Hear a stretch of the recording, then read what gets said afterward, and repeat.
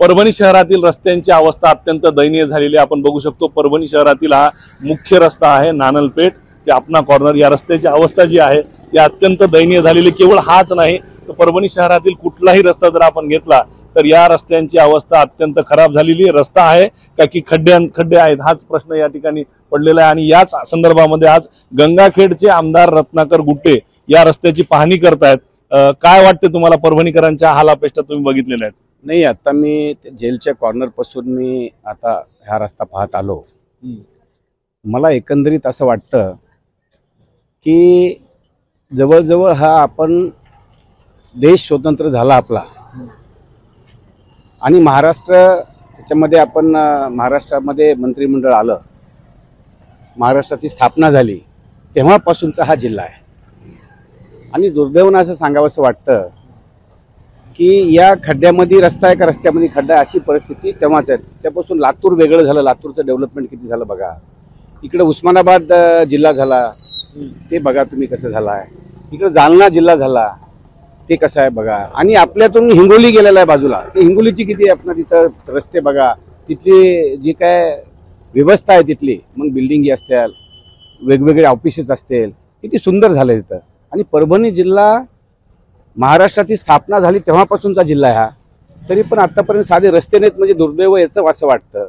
इथं सत्तेमध्ये कंप्लीट राष्ट्रवादी काँग्रेस असेल मिळून काही आणखीन त्यांचे काही एखाद दोन पक्ष सोबत घेऊन रस्ता स्थापन करतात आणि ही सत्ता स्थापन करून हे काय करतात मला हे कळत नाही। कारण का मला तर वाटतं की कुठले यांना कामं करायची गरज नाही, कोणी कुठले कामं करत नाहीत। यांना एकमेव इथं फंड येत नाही असं नाही, फंड येतो, सगळ्याच गोष्टी होतात, पण इथं कामं होत नाहीत हे दुर्दैव आहे। आणि 25-25 वर्षापासून हे जिल्हा एका नेत्याला निवडून देतो। तुम्ही ग्रामीण भागात फिरतात, खेड्यातला रस्ता बरा वाटतो का हा रस्ता बरा वाटतो शहरातला रस्ता? खेड्यातले रस्ते याच्यापेक्षा 10 पटीनं चांगले आहेत। शहरातल्या या परभणी जिल्ह्यातल्या रस्त्यापेक्षा खेड्यापाड्याचे रस्ते खूप चांगले आहेत। माझ्या मतदारसंघामध्ये याच्यापेक्षा रस्ते चांगले। तुम्ही का पाहणी करताय आज या रस्त्यांची? तुम्हाला का वाटलं की ह्या रस्त्याची पाहणी करावं म्हणून? नाही, आता कुठेतरी आपण काहीतरी बघितलं पाहिजे की पाहणी करण्याचा म्हणजे माझा हेतू एवढाच आहे की इथं परभणी जिल्ह्याचा विकास झाला पाहिजे। परभणी जिल्ह्यातली जेवढी जनता आहे, जिल्ह्यातली म्हणण्यापेक्षा शहरातली, त्या जनतेला न्याय मिळाला पाहिजे। आणि मला काही करता आलं तर मी करण्याच्या हिशोबाने म्हणजे करतो। आणि पुढची नगरपालिका ही पूर्ण ताकदीची महानगरपालिका मी लढणार आहे। त्यासाठी बघतोय की परभणीची जिल्ह्याचे काय हाल आहेत किंवा परभणी शहराचे काय हाल आहे। कोण जबाबदार आहे ह्याला? आता परभणीतले सर्व लोकप्रतिनिधी परभणीत राहतात, परंतु एकाही लोकप्रतिनिधीच्या साध्या घराकडे जायचा सुद्धा रस्ता नाहीये, तर सामान्य लोकांचं काय? म्हणजे एवढा वाईट प्रश्न आहे, तर ह्याला कोण जबाबदार इथलं वाटतं तुम्हाला? की अगदी तुम्ही जे म्हणताय ते सत्यता आहे। याच्यामध्ये इथले समजा आमदार असतील, इथले खासदार असतील, सर्व जिम्मेदार आहेत ना याला। जे काय होऊन गेले खासदार असतील, आजी माझी आमदार खासदार जे असतील ते जिम्मेदारी आहे, त्यांनी जिम्मेदारी घेतली पाहिजे।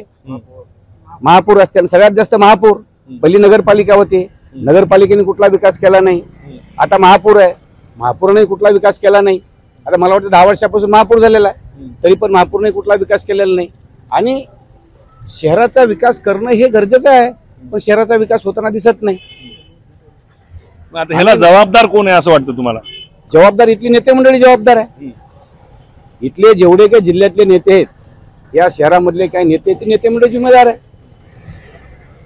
अगदी म्हणजे कैफियत परभणीकरांची कैफियत तुम्ही मुख्यमंत्र्यांकडे मांडणार का उपमुख्यमंत्र्यांकडे मांडणार?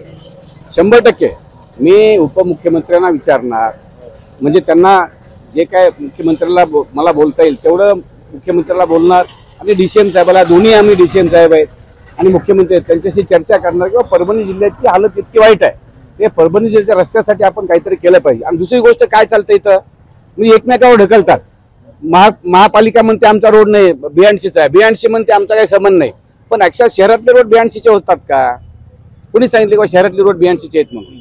हे रोड सगळे महापालिकेचे रोड आहेत आणि ह्याचा विकास सर्वोपरी हे केवळ आणि केवळ महापालिकेने केला पाहिजे। एकूणच बघायला गेलं तर परभणीतील आमदार असतील, खासदार असतील आणि इतर लोकप्रतिनिधी जे आहेत हे या रस्त्याला कारणीभूत आहेत। या रस्त्यांची जी दुरावस्था झाली त्याला कारणीभूत आहे, त्यामुळे ही कैफियत मुख्यमंत्र्यांकडे मांडणार असल्याचं गंगाखेडचे आमदार रत्नाकर गुट्टे यांनी सांगितलं आहे। कॅमेरा पर्सन विशालसह पंकज क्षीरसागर, ABP माझा, परभणी। ABP माझा, उघडा डोळे बघा नीट।